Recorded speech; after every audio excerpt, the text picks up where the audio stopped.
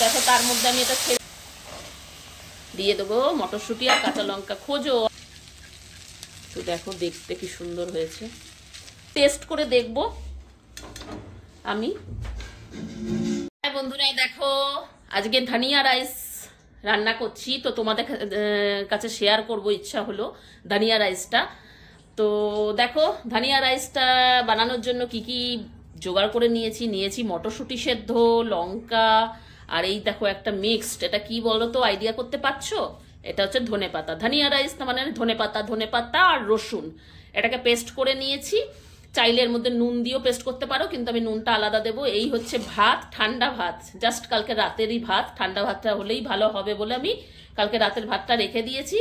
তো বন্ধুরা ধনিয়া রাইসটা খুব টেস্ট হয়, আর আমি পার্টিতে বানিয়ে নিয়ে গেছিলাম, অনেকেই বলছিল রেসিপিটা বলো, তো ভাবলাম একটা ভিডিও দিয়েই বলে দিই, তো একদম দেখে নিতে পারবে। তো দেখো আমি কিভাবে রান্না করছি ধনিয়া রাইসটা। একটু দিয়ে দিলাম তেল, বেশি দেবো না, অল্পই দেবো। তোমরা কিন্তু এই রাইসটা ট্রাই করতে পারো, দারুণ টেস্ট হয়, ধনেপাতার একটা ফ্লেভার আসে। যারা ধনেপাতা ভালো খাও না তাদের হয়তো খুব একটা ভালো লাগবে না, তবে যারা ভালো খাও তাদের খুব ভালো লাগবে। তো আজকে আমি মেয়ের জন্য এটা বানাচ্ছি, মেয়ে প্রচন্ড পছন্দ করে, আর আজকে যদি হঠাৎ একটা দেখতে পায় খুব খুশি হয়ে যাবে, খুব আনন্দ পাবে। তো যার জন্য ভাবলাম যে ওর জন্য এটা বানিয়ে নিই, কারণ ও তো আবার বারে বারে খায় না, ও ব্রেকফাস্ট আর লাঞ্চ একটাই করে, তো এটা একটু ভারীও হবে আর ওর পছন্দসই একটা খাবারও হবে। তো চলো দেখে নিই। দেখো তার মধ্যে আমি এটা ছেড়ে দিলাম, একটু এক্সস্টটা চালিয়ে দিই, দেখছো কিরকম ধোয়া উঠছে।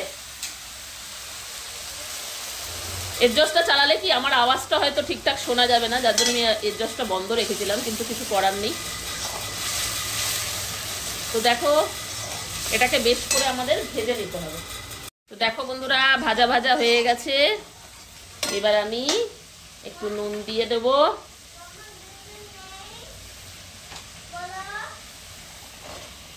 দিয়ে দেবো মটরশুঁটি আর কাঁচা লঙ্কা। খোঁজো আছে কিনা, খোঁজো, গ্রিন গ্রিন খাও। এইটা দিয়ে নুন দিয়ে একটু ভেজে ভাতটা দিয়ে দেবো। খুব সিম্পল বন্ধুরা, দারুণ টেস্ট হয়, তোমরা অবশ্যই একবার ট্রাই করো, আর আমাকে কিন্তু ফিডব্যাক দিও কেমন লাগলো তোমাদের।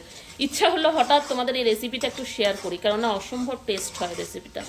যারা ধনেপাতা ভালোবাসো তাদের তো খুবই ভালো লাগবে।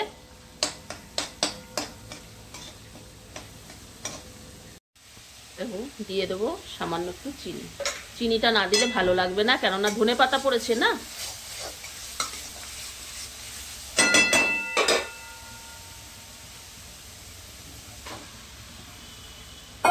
ঠান্ডা ভাত হলেই এগুলো ভালো হয় আর কি, ভাতটা আরো ঝরঝরে হলে ভালো হতো। যাকে মেয়েকে করে দেব, ও এই ভালো খাবে, আর যত ঠান্ডা হবে তত ঝরঝরে।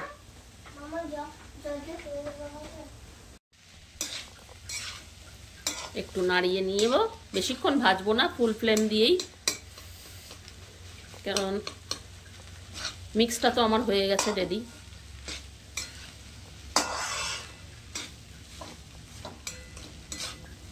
দেখতেও সুন্দর হয়, খেতে তো হয় আরো দুর্দান্ত, দারুণ খেতে হয় বন্ধুরা। অল্প ভাতের সাথে বেশি ভালো লাগে, বেশি ভাত হলে কি টাইম লাগে, বারবার ভেজে নিতে হয়, যত ভাজা যাবে এটা তত ভালো। মানে মিক্সড করে নিলে অতটা টেস্ট হয় না, এটা যদি কড়াইয়ে বেশ ভাতের সাথে মিক্সটা ভেজে নেওয়া যায় তাহলে টেস্ট হয়। আমি একটু এরকম ডিফারেন্ট বানাই, কারণ মেয়ে একটু এরকম ডিফারেন্ট খেতে ভালোবাসে, এক জিনিস ডেলি করলে ওর আবার পছন্দ না।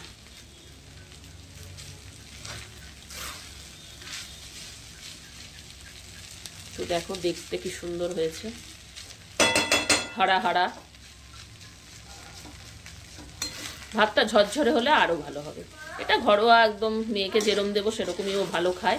তোমাদের আইডিয়াটা দেখিয়ে দিলাম। ভাতটা আরো ঝরঝরে হলে, আর যদি বাসমতি রাইসে হয় দেখতে আরো ভালো লাগে। দেখো বন্ধুরা ধনিয়া রাইস আমার ডান, তোমাদের রেসিপিটা একটু শেয়ার করলাম। তো আবারও বলছি, ঝরঝরে রাইস হলে বেশি ভালো হবে, বাসমতি রাইস। সেদিনকে আমি বাসমতি রাইসেই বানিয়েছিলাম, আজকে একদম সিম্পল ঘরোয়া রাইসেই বানালাম, কারণ আমার মেয়ে পছন্দ করে। হঠাৎ কি মনে হলো এটা বানিয়ে দিও, ভালো খাবে। তো দেখো একটু টেস্ট করে দেখবো, আমি সামান্য একটু টেস্ট করব। চলো একটু টেস্ট করে দেখি। ওয়াও, খুব সুন্দর হয় বন্ধুরা, তোমরা একটু ট্রাই করো। রেসিপিটা তোমাদের কাছে শেয়ার করলাম যতটা আমি পারছি, একা একা ফোন ধরে যা করার। খুব এদিকে আওয়াজ হচ্ছে, দেখো আমার মেয়ে ড্রাম বাজাচ্ছে, আটার ড্রামটা সেটা নিয়ে বাজাচ্ছে। ওর যত খেলা রান্না করে, দেখতেই পাচ্ছ। এদিকে আমি এটা একটু টেস্ট করে নিই। তো চলো, ভিডিওটা কেমন লাগলো আমাকে কমেন্টে জানিও, আর অবশ্যই ট্রাই করো, কেমন লাগলো সেটাও জানিও। সবাই কিন্তু ট্রাই করো আর আমাকে ফিডব্যাক দিও। বাই বাই, নতুন আবার ভিডিওর সাথে চলে আসবো।